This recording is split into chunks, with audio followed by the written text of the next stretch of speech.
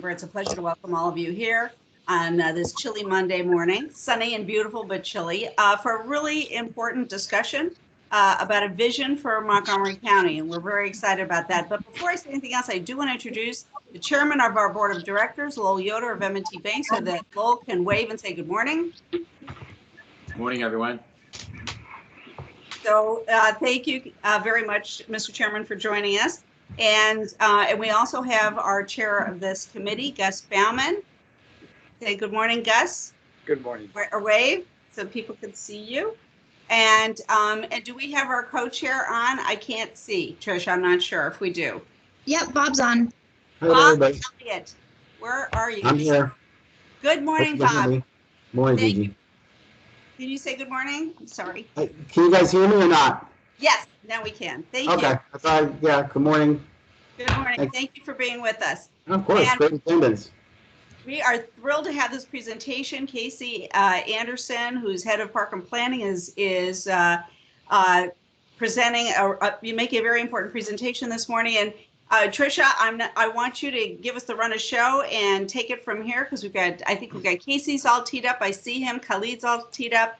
So I think we're going to jump right in before we go any further. Again, we encourage people to put on your gallery view so you can see everybody who's with us today. And we are being recorded, as Tricia mentioned at the beginning, and that's also at the top of your screen. Just full disclosure. So here we go. Tricia, you want to carry us away? Take us away from here?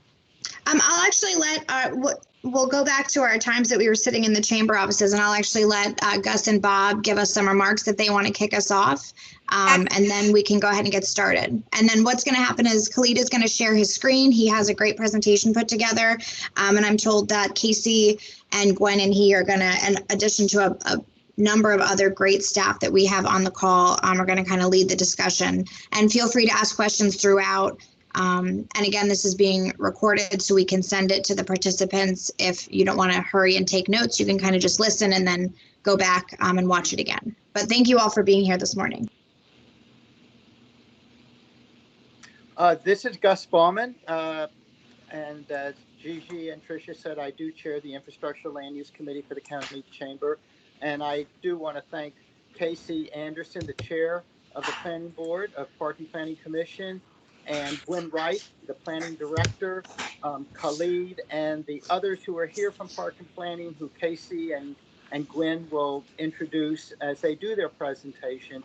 The general plan, which is what they're discussing, was first adopted in the county back in 1964. It was last amended in 1993. I think there are two people on this call who were around in 93 when the general plan was amended.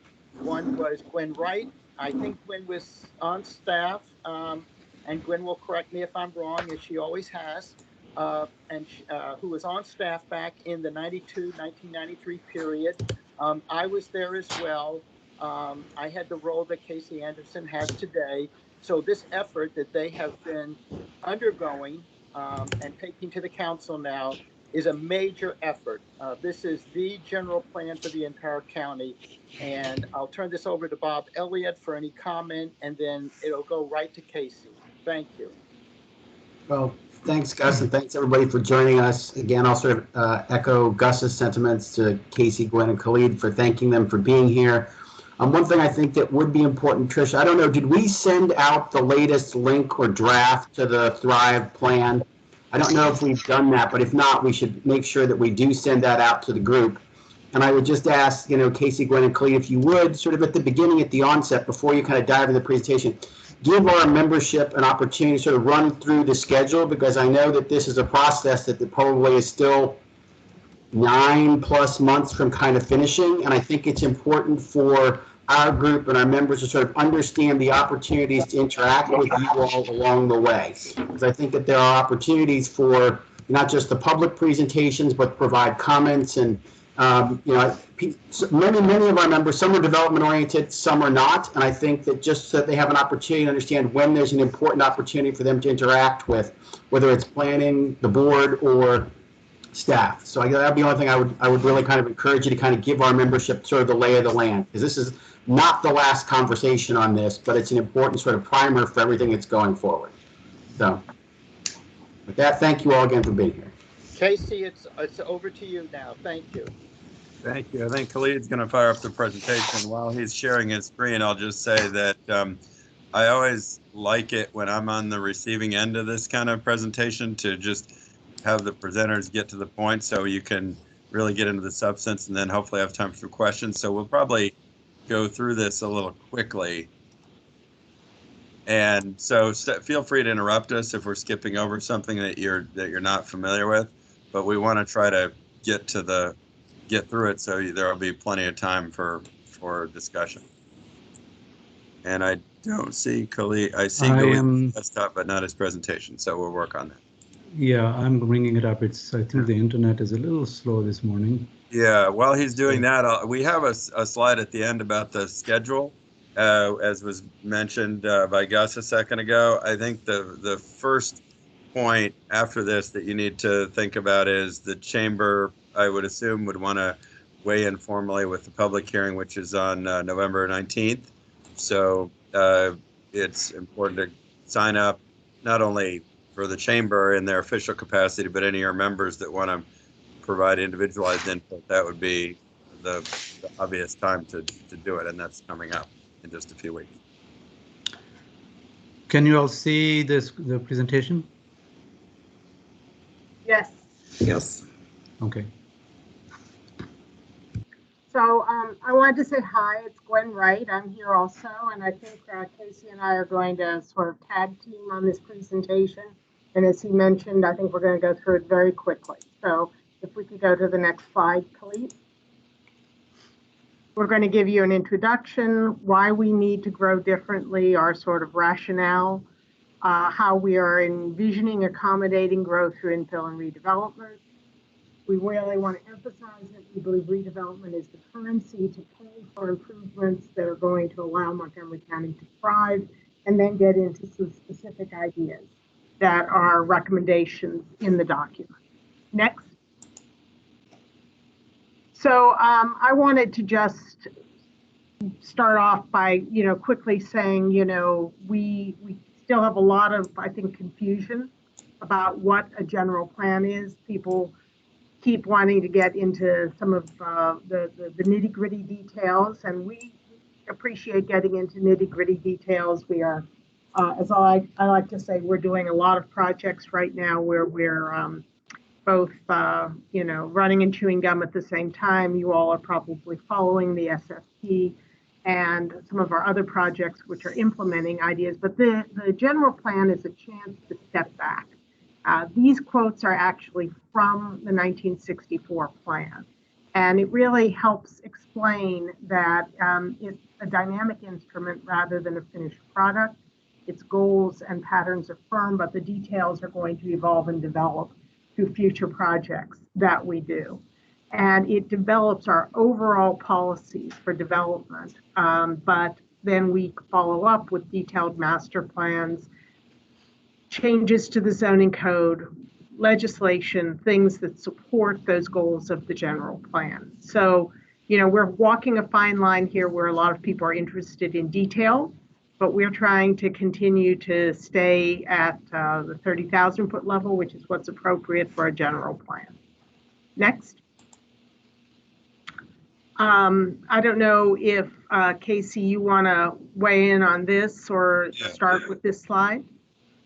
This, I think, illustrates how it is that the general ideas in the plan will drive decisions that are more specific in the future.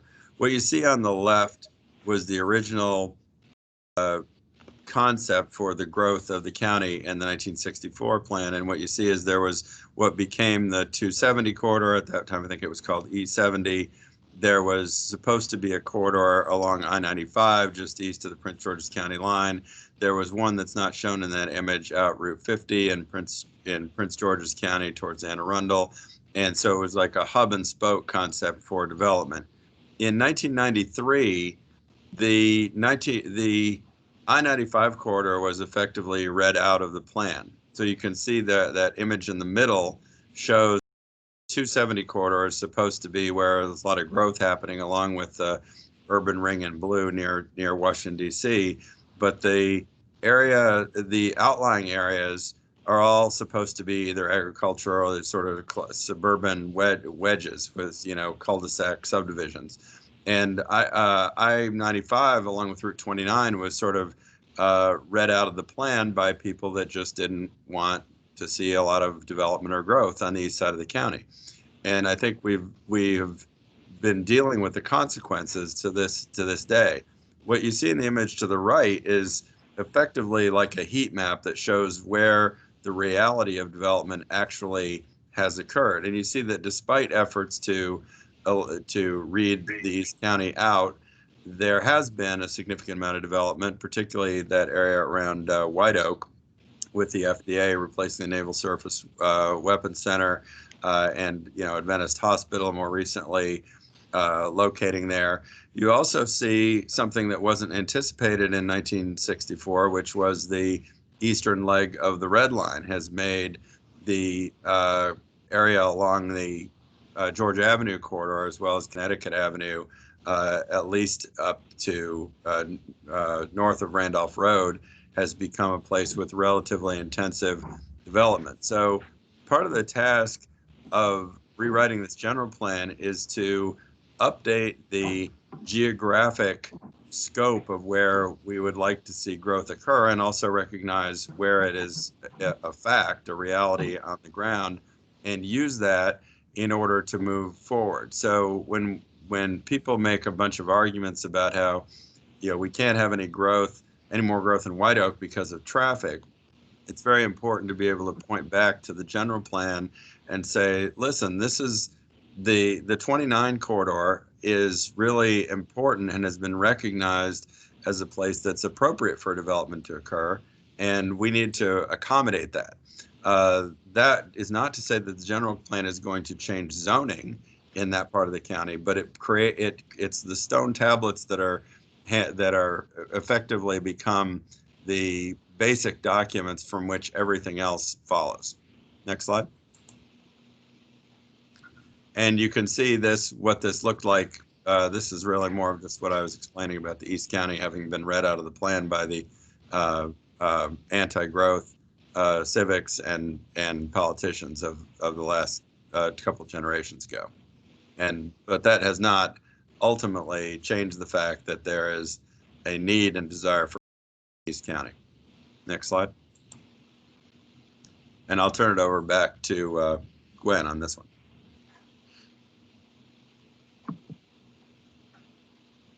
Thanks. One of the things that is a very important part of the framework of this general plan is the issue of equity. And what we see is that in our areas that are more diverse, we see some of our lower incomes, and we see some of our more challenging areas related to schools, to creating vibrant retail, to a lot of issues. So we really believe the geography of race and income are aligned. Next slide. We see it really strongly in our educational system, where we see the schools that have large percentages of white populations have very small numbers of farms students. The schools with the lower white populations have much higher farms rates. I don't think any of this is news, but it's important in sort of understanding some of the disparities that exist in the county today and that we're trying to address. I think it's important to note that to the right-hand side of the image here, which is the areas that have a lower percentage of white students and a higher percentage of farms, many of those are in the eastern part of the county. And some of them are up county, but a lot are in the eastern part of the county. And, I think that reflects some of what Casey was describing of, the eastern part of the county has not been a place where we've encouraged reinvestment and growth, and that ends up being reflected in many parts of our society. Next. So what we believe is that our current development pattern needs to evolve. It's, at this time, we still aren't doing the best we can to create desirable, equitable places. We aren't creating places that are environmentally sustainable. We aren't economically resilient. In fact, we're sort of pretty moribund in terms of where we are economically. Next. We know we need to accommodate 200,000 plus people over the next 30, 40 years in what's a mature and built out county. You all have probably seen this slide frequently, that we only have about 15% of the land that's unconstrained. Next. And what we also have are large swaths of the county that are devoted to things like single family zoning, our ag reserve, our parks. All of those things are important and create a great quality of life in the county. But if we're going to really accommodate all the growth that we need to accommodate, we're going to have to start thinking about growing in places that we never thought of before. We've talked about the whole idea of parking lots for places. That's been one of our themes. And I think we're going to have to go even beyond that to think about some increased densities, particularly along our corridors, that may affect single-family neighborhoods. Next. So redevelopment is a challenge, but, and I'm going to let Casey talk about this because I think this is one of his favorite things. Yeah, I know a lot of people on this call are veterans of the land use wars of the over the decades, and certainly many of those predate my involvement. But I know some of you will share my frustration that it's so difficult to win acceptance of the idea that we all benefit from growth and development, including real estate development. And so part of the point of this document is to make the case for why we need to develop and grow. And I think that one of the key points that often gets overlooked or really set aside is the idea that development, and especially redevelopment, is the way that we facilitate a variety of improvements, not just to the built environment, to nicer, newer, bigger buildings, but also to what surrounds those buildings, like the streets and sidewalks and that connect buildings, but also more generally to serve those bigger goals that Gwen was talking about, including racial and social equity. So, for example, redevelopment in a place like Bethesda can create the opportunity to include a little bit more affordable housing than was present before, and to add some MPDUs. A development in White Oak creates the opportunity with market rate development to increase the socioeconomic diversity of the neighborhoods in East County in the other direction, which will benefit everybody. And making stormwater improvements. When redevelopment happens, it has to be with 2020 stormwater rules.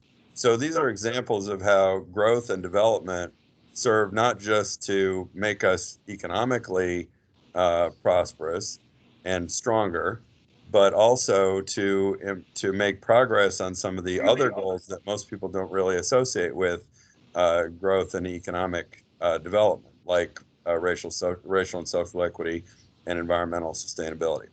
Next slide.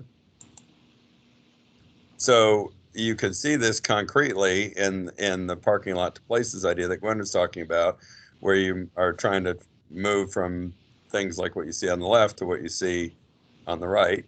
Next slide. And that's an illustration of some of the environmental conditions that can be improved with redevelopment. Next slide. And I think this is one of the most dramatic illustrations. This is Pike and Rose before and after it was redeveloped. On the left, you've just got acres and acres of asphalt with no stormwater controls. And on the right, not only does that reduce stormwater runoff dramatically, as you can see from the data that's described on the right side of the slide, but it's just a much more pleasant, more attractive place that adds value. So it's economic, it makes an economic contribution as well as being good for the environment. Next slide. So here are some of the specific ideas, and I'm not sure whether Gwen was going to address this, but I'm just going to pull rank and talk about it here for a second, if you don't mind. I think we want to emphasize that it's inevitable that the county is already become much more urban, more diverse, and more interconnected than was anticipated in 1964, and that we can and need to grow in a way that facilitates not just economic strength, but also equity and environmental sustainability. And that the way to achieve all those things is not just let's have some more regulations, which honestly has too often, I think, been the approach in places like Montgomery County, but that the principles of smart urbanism, which a compact development footprint, a mix and diversity of uses, as well as building types and lot sizes, so diversity in the way that that neighborhoods are designed, and complemented by walkability that encourages active and healthy lifestyles and emphasizes good design, are all mutually reinforcing on all the. So what's good for economic competitiveness and strength of our communities and neighborhoods is also good for improving the social, racial, and economic diversity of those neighborhoods, and it's also good for environmental management. Next slide. And I will turn it back over to Gwen here. So some specifics. What the Thrive Montgomery 2050 plan recommends is that we focus new growth on our corridors, that we have not just one corridor, I-270, as Casey was talking about. We have, of course, the Route 29 corridor, but we have many other smaller corridors. Georgia Avenue is a corridor. Frankly, River Road is a corridor. Randolph Road is an east-west corridor. We have a variety of corridors, and we need to study each of them and develop ideas for suitable new housing types in the context of those corridors. And we need to look at financial incentives to really focus our growth. Certainly zoning is one way to do it, but I think we also need to incentivize our growth in those locations. And you see one of the recommended actions relate to that. Next. We have to plan for people instead of cars. I was on Rockville Pike this weekend with my 22-year-old daughter, and she looked around and she said, I can't imagine how anyone thinks this is walkable. Who is going to want to walk along a highway with people driving at 50 miles an hour? So in addition to building wonderful new buildings, we have to figure out how to tame the public realm. And we have a few radical ideas, one of which is limiting the number of through lanes in downtowns and town centers to a maximum of 4 general purpose lanes, and repurpose space that is left over for transit, wider sidewalks, bikeways, trees, stormwater management, and pedestrians. That's what you see on 14th Street in the District of Columbia on the right. That's a 6-lane road that has been necked down to 4 travel lanes, and the remaining lanes have been used for parking, for transit, for bike lanes, for pedestrians, for trees. So you have great architecture, yes, but you also have a great public realm with frequent pedestrian crosswalks and a level of comfort for the pedestrians and the bicyclists that make people actually want to get out of their cars. Next. Produce more housing and different kinds of housing. You all know that we have a big housing challenge in front of us. The County Council's adopted the COG housing targets, which means, in essence, we would need to be producing about 4,000 new housing units per year. Right now, we're at about 2,600 per year. So we would need to significantly increase the amount of housing. We think in addition to building what we're already building, single-family houses, townhouses, multifamily, that we need to expand the residential types, go back to the future, build things like duplexes, triplexes, quadruplexes, small apartment buildings, and particularly in these areas that are near high capacity transit and that may be transition areas between that transit and single family homes. Next slide. We tie into that the idea of complete communities, and that involves not just building more housing, but putting services closer to where people live. Right now, over the last 30 years, we've focused on actually consolidating services into one place, one giant recreation center, one giant library, one giant retail conglomeration. Really, what works best is if you can have those kinds of uses dispersed closer to your single family and other kinds of residential neighborhoods so that people do not have to get in their car to do everything. Back when the pandemic first started and people were told to sort of quarantine at home, Tommy Wells, who's the director of the Department of the Environment in the District of Columbia, wrote a great blog piece talking about how happy he was to have a corner store in his neighborhood because he could still get out even though he was basically at home, and if he needed a quart of milk, he could go and get a quart of milk at the local corner store. We have essentially wiped out that kind of opportunity in Montgomery County, both for retail, but also for some of our government services. And we need to go back to it. And what that also ties into is we need to have the density to support those uses, particularly along our corridors.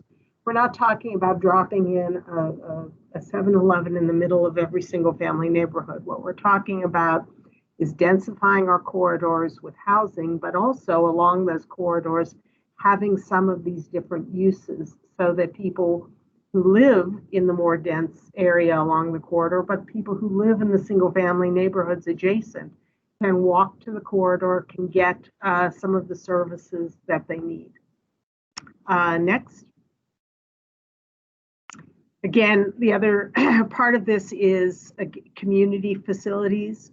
We have a goal that people will not only, for our Department of Parks, that people will not only have our big regional parks, but to be able to walk to a park within 15 minutes of their house. They should be able to have access to other kinds of neighborhood-based services. The image on the left is a library that is located in a building, a new development in the District of Columbia.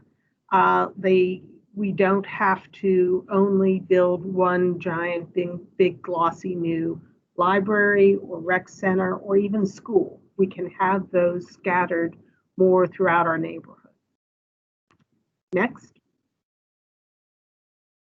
Diversity is our strength. We've talked about that. One of the things I'm very proud of with the Thrive Montgomery plan is I feel like we really have reached out and touched a lot of people who do not typically participate in the planning process. We've done a number of bilingual events. We have materials in multiple languages. And I think it's really, really important that we figure out how to engage all of the residents of Montgomery County, not the few who are savvy enough to attend meetings and head up their civic associations. And we want to build that civic capacity in a number of different ways. Next. Finally, we need to look at regional solutions. I think we all know this, but it's becoming more and more true that, what affects Prince George's County affects us. What affects DC affects us. What affects Northern Virginia affects us. And we need to think not just about our transportation on a regional basis, which I think we've been doing, but we need to think about housing on a regional basis. We need to think about our economic situation on a regional basis. And we need to think about equity on a regional basis. Next. We know that implementation is very important. Thrive Montgomery is a guidebook, not a roadmap. That goes back to what I said at the beginning, where it's sort of a high-level policy document that's going to need to be followed up with a series of master plans, changes to the zoning code, new legislation. We have identified a bunch of actions which are, we've organized them as short, medium, and long-term, ones that we can try to get on right away, ones that will take a little longer. And we are thinking at this point that those actions will probably be in a separate document because we don't want to have to amend the plan every time we change an action idea. So we would keep them in a accompanying document, but they wouldn't be in the actual general plan. Next.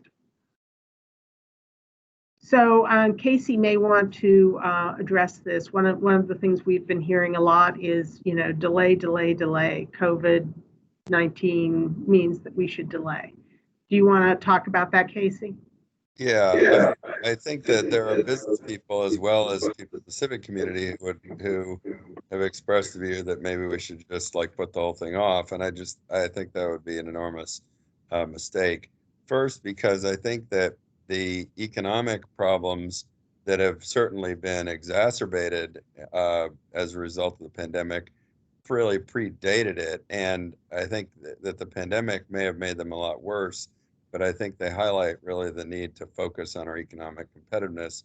And we really need to get going on trying to shake everybody in the county out of their complacency about our economic future in order to put the pieces in place to start actually taking concrete steps to build a more diversified economy, one that is more resilient, and one that will create the conditions for broadly shared prosperity in the future.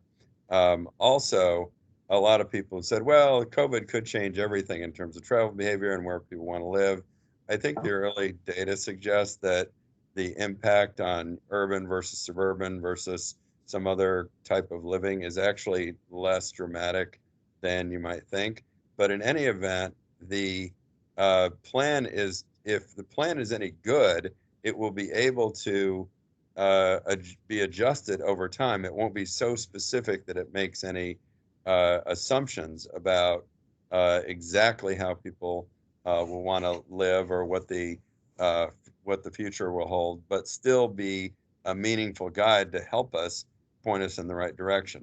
Also, any significant delay, I think, really just plays into the plans of, to be completely direct with all of you, I don't think that it's in the interest of the business community to slow this down because, honestly, a lot of them, not among this group, but some of, I think, what's going on and people wanting to slow things down is that there are many people in our community who simply don't want to change. I heard at an earlier presentation, somebody jokingly said that at Montgomery County, our motto should be progress without change. And unfortunately, there's more than a little truth to that. We really need to get started on the process of changing, and if we wait for all the pieces to be in place where there's certainty and clarity for what the future holds, we're never going to do it. And I'll end just by saying that, as Gus mentioned at the beginning, and I think Bob also, this is just the beginning of the public process, not the end. The first public hearing before the planning board is on the 19th of November. That's the first opportunity really for formal input, and then we're going to take that to the planning board over the next few months, where you'll obviously will be listening very closely to what you and others have to say. And here's the timeline on that. Then in the springtime, will transmit that to the county council. They will go through their process of public hearings and review, and you'll have more opportunities for input. So there's certainly plenty of time to incorporate your ideas, which is a good place to ask, what do you think? And do you have any ideas you'd like to share with us right now?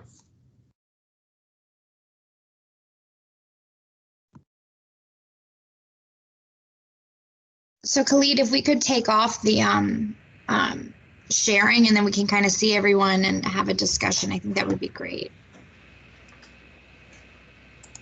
Tricia, how do you want people to come forward with questions? Raise their hand? How are we going to moderate this? Why don't we just kind of open it up and see if there's any initial questions? I think it's, it's a great turnout, but it's a small enough group. I think we could just kind of have a discussion if we want to see if that works. I think somebody may have raised their hand. I Yeah, did. Martha, go ahead. Okay, Casey and Gwen, y'all know me. You heard me a couple of weeks ago. But I would appreciate if you would be able to address how this impacts Up County, where there's so much of a population, business-wise, transportation-wise, that they don't quite fit into the lack, and I'm going to use lack of transportation, back to what you said about want progress but no change. And that's not really what I'm talking about. I am asking about how it affects the Up County with such a large number of people living there without the metro, without, some other things. Yeah, I think as we discussed a couple of weeks ago, the plan is intentionally trying not to say, there should be X transit facility that connects, Germantown to Frederick. On the other hand, there are a lot of things in here that are certainly not just a nod in that direction, but explicitly recognized. For example, Fort Detrick is an important economic center of activity for Montgomery County, and the connection to the Up County of Upper 270 corridor Montgomery County, I think, is pretty obvious. So as we discussed on that meeting before, I think I wouldn't be parsing the plan for references to the Up County. I'd be thinking more in terms of the broad issues that it identifies, I think are relevant. And if they're not, please highlight that for us. But I wouldn't be so focused on talking about, well, we need to widen I-270, or we need to fix MARC, or we need to build monorail or something like that, and more in the sort of high level 30,000 foot level terms of, we need to focus on our transportation connections to within the county and also to the major centers of activity outside the county. If we've covered that, that sets up the future work in the direction that I think you'd like to see it go, which is to focus on some of those specific problems of your part of the county. Okay. And I would just note that the plan does talk about corridors, and the 355 corridor all the way up to Clarksburg is one of the corridors that is identified as being important. The plan does talk about improving MARC rail service. Plan does talk about supporting our innovation economy, is sort of what we call it. I think that really means a lot of our biotech and other kinds of industries that we see in the Up County. It really supports the whole issue of entrepreneurship, which I know is a major focus at the Germantown campus of Montgomery College. So I think that it talks about a lot of the important trends and things that we love about the Up County. It doesn't specifically say, as Casey was describing, that X, Y, and Z should happen in the Up County. You can have complete communities in the Up County, and we want complete communities in the Up County just as much as we might want them in the East County or in the Down County or anywhere else. Keep that transportation thoughts coming. And I see that Steve Robbins is, Yep. so we'll go to Steve now. With Shirley and Bruin, I raised my hand more so because I'm intrigued with all the different functions that you can do on these teams. I just thought it was cool to be able to raise your hand. But actually, I have a question, and I'm not intending this to be controversial or put Casey, you or Gwen on the spot, but I just do really have a question, and it deals with the Ag Reserve. And I know that that these exercises, whether it was the old general plan rewrite or even this effort, sort of starts with the premise that the Ag Reserve will stay in its present form untouched. And I think that there is some logical and strong reasoning that we do want to support our agricultural industry in Montgomery County. However, I'm wondering if you think that there are certain things you can put into this 2050 report that would allow for certain uses to locate in the Ag Reserve that would not necessarily be agriculture in nature, but might also be move the county forward, whether it's technology related uses or uses that aren't disruptive, but aren't necessarily agriculture. And I'm just curious, I think the report is really good. I think that you guys and Khalid have done an excellent job in laying out the groundwork for where we need to go. And I think this is a really important document. I'm just wondering what your thoughts are about like up county as we get closer to 2050.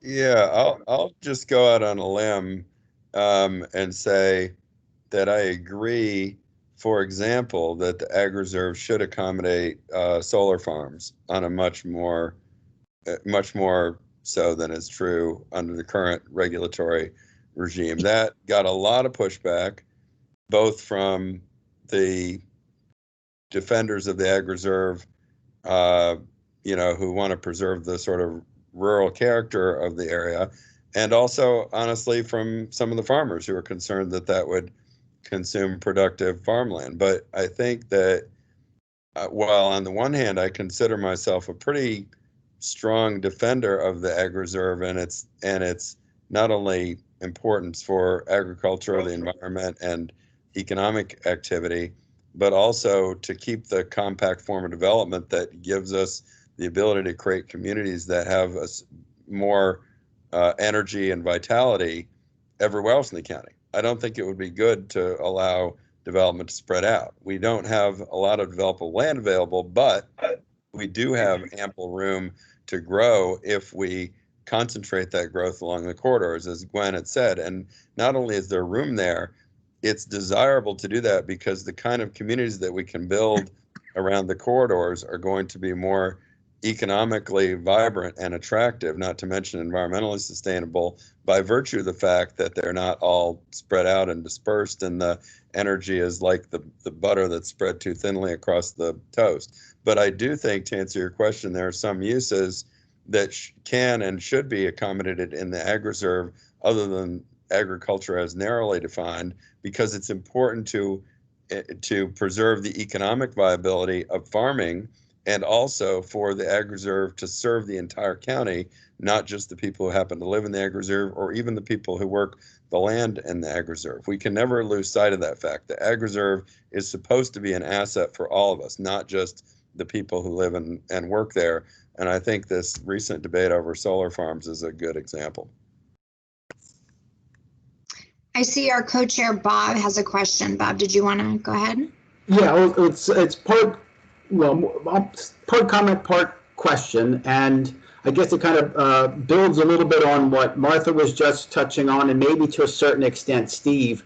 And the comment is more with regard to the presentation, because I think part of what maybe Martha was reacting to is the presentation spoke much to concepts that seem to fit DC or the Bethesda or maybe even Pike and Rose, where we see those sorts of forms of urban development starting to move north.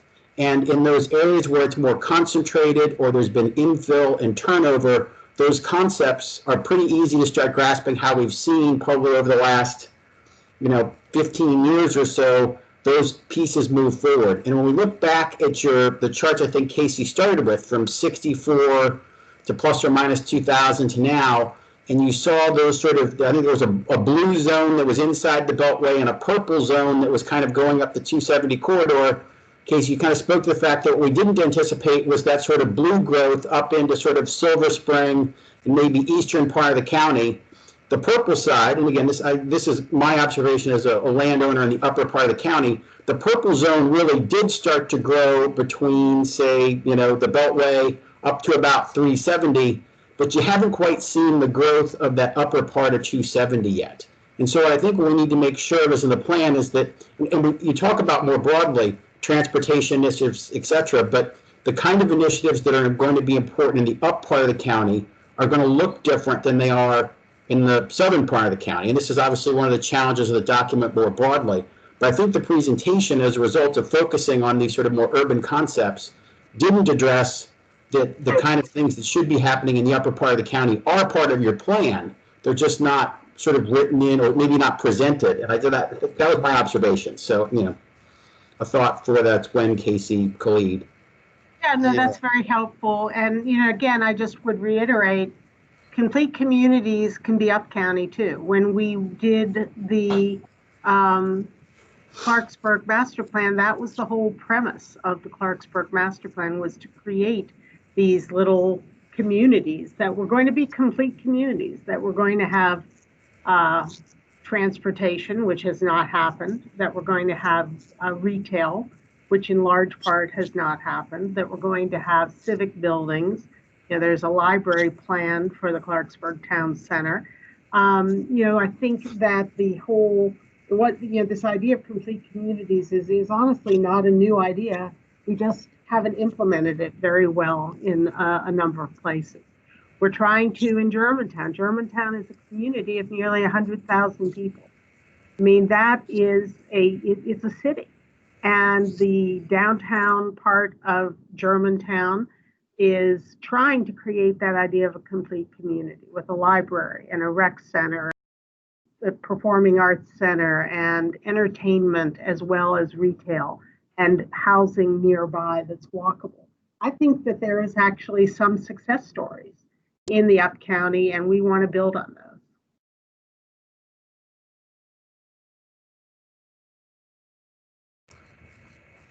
Because I want to make sure that the form of that development, which may not look like a Pike and Rose or what's happening in Bethesda, doesn't get lost in the fact that, what may be necessary for transit, or the kind of corner store, or how that's accessible, or again, all of the same sorts of principles apply. The form may be different. That's all. Mm-hmm. And, yeah, that's very clear. And just as this, again, this is intended to be, as you all recognize, a visionary document, some of which you're gonna hopefully get right in the short term and near term, but we may grow through that plan just as we grew through the last one. So I think all we're just trying to convey at this particular moment is that it's not quite a one size fits all for everyone, but that the concepts of transportation and growth patterns and housing types, which make sure that that's addressed in different sections, whether it's, we talked a lot about infill and those sorts of areas, and your opening slide talks about redevelopment as one of the growth catalysts for the county. I would also argue that it's redevelopment and development as growth catalysts for the county, because again, being in one of those more greenfield type areas, it's been dubbed recently, those are huge providers of affordable housing, opportunities for growth, places where younger families or families that perhaps can't afford something further south are opportunities for us to grow that sort of housing base and type. I want to make sure that doesn't get lost as part of this process. So, yep, good comment. We agree. Do we have other hands or questions or comments or thoughts or?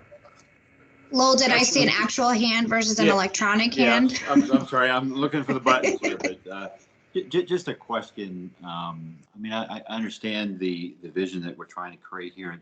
It's very appealing. The question I have is, have we kind of looked at the economic realities of this vision, meaning from a developer's point of view, from the resources the county would have to provide, those types of things? And does it put us more competitive with our other jurisdictions as we try to attract jobs and companies here and organizations here? Just the economic realities of this type of vision. Yes, in fact, it's the whole foundation of this idea is that what will make us more economically competitive in the future, even if we had another 20 or 30,000 acres of dairy farms to redevelop into, suburban cul-de-sac subdivisions, that would be a dumb idea, because that is not what is attracting the people and the businesses that we're trying to compete for. There is overwhelming evidence. The market is not just speaking, it is screaming at the top of its lungs that what people want is to be able to live in places where they don't have to get in the car and drive 20 minutes to get a jug of milk at 8 o'clock on a Wednesday night. They want to be in places that have more of a sense of energy, more of a sense of connection. It just so happens that that pattern of development is also more environmentally sustainable because it's more compact. Sprawling out is not helpful in terms of stormwater management, in terms of greenhouse gas emissions from vehicle miles traveled, et cetera, et cetera, et cetera. But the starting point is, what do we need to create communities that are going to attract the kinds of people we want to work here? And I guess by way of illustration, I'd say, if you are a mid-career professional in the life sciences industry, or relatively early in your career, let's say, and you're making a 6-figure income, but you can't afford to live in downtown Bethesda, even though you're working in, a highly compensated profession and you've got the skills that are in demand. So you have to commute all the way across the county from a neighborhood that's basically cut off from amenities to get to your job in the I-270 corridor. And then you get a phone call from one of your friends from your postdoc program and says, hey, I've got a great job for you in Raleigh, North Carolina. You should come look at it. You might not make more money, but guess what? In Raleigh, North Carolina, you get a lot more for your buck in terms of housing, not just a nicer, bigger house, but access to the kind of amenities that support a high quality of life than being in that rat race of trying to drive across Montgomery County or from Frederick every morning to one of the jobs that we have in life sciences in Montgomery County. So a huge part of the thought that's gone into this plan is, what do we need to be creating the kinds of places where the kinds of workers who we're trying to compete for and that the best employers need to attract and retain, how can we create communities where those people want to be? That is absolutely not just an important part of this plan, it is a starting point for this discussion. And I submit to you, that's one of the reasons we urgently need to change, not that we all need to live in high-rise apartment buildings, but that we need to create more supply of the kind of places that people with choices are going to want to be, and we feel like they're getting good value for their money and that they can afford it. And I think we have a final question, or time for a final question. Tammy Watkins, did you want to ask? Hi, thank you. Tammy Watkins, PEPCO. As you can imagine, where issues of redevelopment or regular development are concerned, we take into consideration things like infrastructure. And my question is, as part of the planning process, was there any specific meetings or consideration given to utility infrastructure as it relates to the planning document? And it doesn't necessarily have to be electric. I mean, were there any sort of meetings or assessment with gas officials or water officials? That's the first part. And then the second part is, what opportunities or how do you envision utilities can be supportive or informative of this effort? Thanks. So yes, we had a technical advisory panel, which included representatives from a bunch of different agencies, but specifically WSSC. And so we've been talking with WSSC because we know they have a very important role, as do the private companies like PEPCO and Washington Gas. I don't know, Khalid, if we had any specific interactions with PEPCO or Washington Gas? Yes, we did. Very initially, early on, when we were doing that, we did outreach to PEPCO, maybe not at the highest level, but we had specific, talk to some people who are involved in our regulatory processes to ask them about some of the plans and issues that they're facing. And we met with, in addition to the advisory group representatives from WSSC, we met with the general counsel at the WSSC and talked to them, and we are in touch with them. Yeah. And I think that, you're exactly right, that we do have a lot of infrastructure that involves our utilities. There are a number of comments and recommendations in the plan, and I know we're running late on time. I can touch base with you offline if you'd like to see some of the specifics that relate to not only our existing utilities, but ideas on how we might be thinking about utilities a little bit differently in the future. Thank you. I put my email in the chat. Thank you. And Gwen and Tammy, I'm happy to connect the two of you also. And just to reiterate, I will be sending out the slide deck and this recording to those people that participated on the call today. And what I'll do, if it's okay with Casey, Khalid, and Gwen, I'll copy you on the email so that if there are any follow-up questions, they can kind of reply and they have your contact information. Sure. But then okay, perfect. So Gus, I'll turn it over to you to kind of give some closing remarks, but I just wanted to thank everyone for your participation this morning. I know it's a stressful and crazy week, so we do appreciate you hopping on first thing Monday morning. Thanks. Am I unmuted? Yes, Yep. you are. Thank you. Sincere thanks to Casey, Gwen, Khalid, and your other staff folks who are on this call, Tanya and the others who are on this call. 1 hour is not a lot of time for us to talk about this, but as we indicated at the beginning, there are many months in front of us, and the first public hearing coming up, as Casey noted, will be before the planning board. In the end, the county council will decide this. What the planning board comes up with, don't anyone assume this is what the council will agree to. I can promise you that is exactly what happened in the 1992-93 period. What the planning board came up with and thought was a good idea, a majority of the council did not. And so it's a good warning to keep in mind. And again, a lot of great work has gone into this. It's a plan that's going to attract a lot of attention.